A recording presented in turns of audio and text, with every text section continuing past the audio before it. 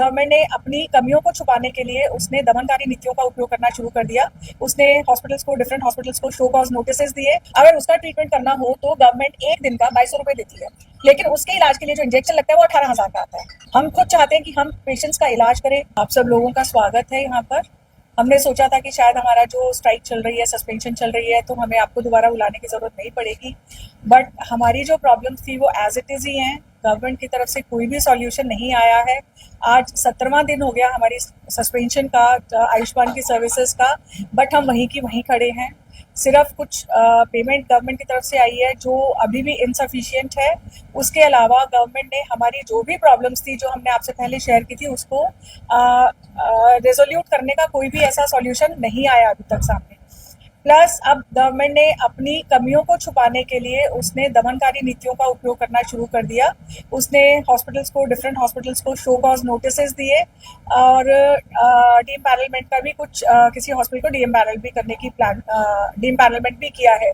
तो हम इन सभी नीतियों का, इन सभी एक्शंस का, कोएर्सिव एक्शंस जो गवर्नमेंट की तरफ से हो रहे हैं, उसका पुरजोर निंदा करते हैं और हम चाहते हैं कि अपनी कमियां छुपाने की बजाय वो जो उनके सॉल्यूशंस है, अपनी शॉर्टकमिंग्स को ठीक करे और अननेसेसरीली हॉस्पिटल और डॉक्टर्स को प्रताड़ित ना करे। अभी भी अराउंड 400-500 करोड़ बकाया है। अभी जो पेमेंट आई है वो इसी बार के लिए सफिशिएंट होगी। आगे की पेमेंट्स का क्या है, कोई सिनेरियो अभी नहीं है उसमें।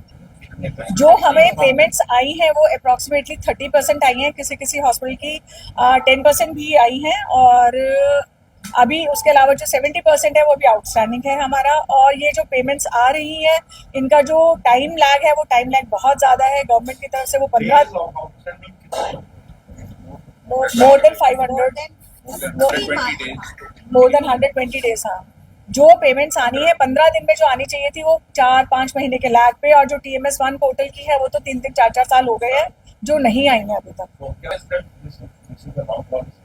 I'll reframe this question. आपने कहा कि ईगरली किया था, ईगरली नहीं किया था। एक चीज, बहुत सारे हॉस्पिटल्स के ऊपर ये प्रेशर आया था कि आप ये ले लीजिए। दूसरी चीज, पहले ये थी 10% पॉपुलेशन के लिए, सिर्फ आयुष्मान की 10% population of the whole population. वो 10% पॉपुलेशन को करने में प्रॉब्लम नहीं थी क्योंकि गवर्नमेंट ने बजट को एलोकेट किया हुआ था उसके लिए। फिर गवर्नमेंट ने 10% से बढ़ा के उसको 70 to 80% कर दिया, जो चिरायु की स्कीम आ गई। चिरायु की स्कीम आने के बाद नंबर ऑफ बेनिफिशियरीज तो बढ़ गए, बट जो बजट एलोकेशन थी वो नहीं बढ़ा। अब गवर्नमेंट को पता है कि पिछले साल अगर 1800 करोड़ का काम हुआ है तो इस साल वो ज्यादा ही होगा, कम तो नहीं होगा, बट उसके लिए 700 करोड़ का बजट दिया गया जो कि इररिलेवेंट है।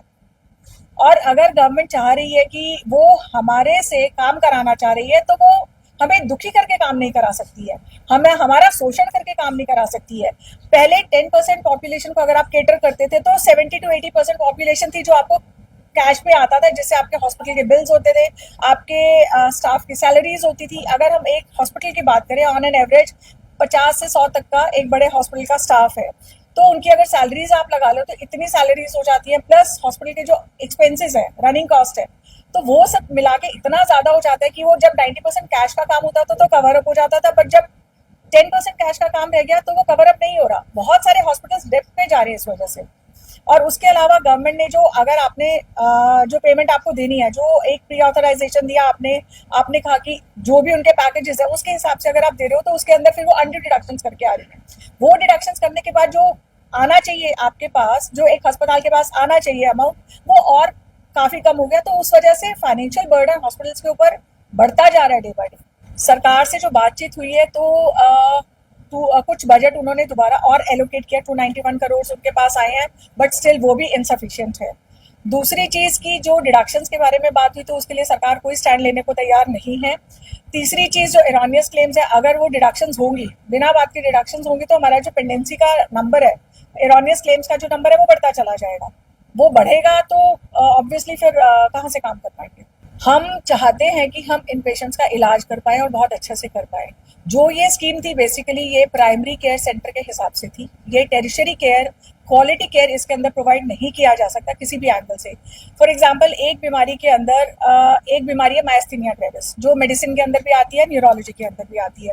अगर उसका ट्रीटमेंट करना हो तो गवर्नमेंट एक दिन का 2200 रुपए देती है, लेकिन उसके इलाज के लिए जो इंजेक्शन लगता है वो 18,000 का आता है।